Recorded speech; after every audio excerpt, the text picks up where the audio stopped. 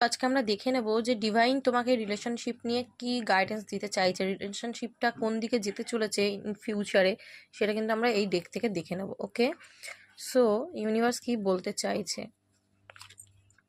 ওকে, adventure. দেখো, আমার মনে হচ্ছে এই রিলেশনশিপে কিন্তু তোমাদের অ্যাডভেঞ্চার আসতে চলেছে, মানে তোমরা এই রিলেশনশিপের উপরে অনেকে কাজ করবে এবং এই দুজনই দুজনের জন্য কাজ করবে। এই রিলেশনশিপটাকে রঙিন করার জন্য, এই রিলেশনশিপটাকে সুন্দর করার জন্য যা যা করণীয় তোমরা কিন্তু ইন ফিউচারে করবে দেখা যাচ্ছে। আন্ডারস্ট্যান্ডিং, তোমাদের রিলেশনশিপে কিন্তু আন্ডারস্ট্যান্ডিং আসতে চলেছে। যদি এখনও পর্যন্ত তোমাদের রিলেশনশিপে আন্ডারস্ট্যান্ডিং না থেকে থাকে, তো আমি দেখতে পাচ্ছি কিন্তু তোমাদের রিলেশনশিপে একটা কিন্তু আন্ডারস্ট্যান্ডিং আসতে চলেছে। ওকে, পলিটিক্স, যদি তোমাদের এই রিলেশনশিপে কেউ পলিটিক্স করে থাকে, মানে কোনো থার্ড পার্টি সিচুয়েশন থেকে থাকে এবং সে যদি তোমাদের রিলেশনশিপটাকে ভেঙে দেওয়ার জন্য কোনো রকম পলিটিক্স করেছিল, তো ডিভাইন বলছে যে ওই পলিটিক্স কিন্তু যে করেছে সে কিন্তু নিজেই বেরিয়ে যাবে, ঠিক আছে, সঠিক সময়।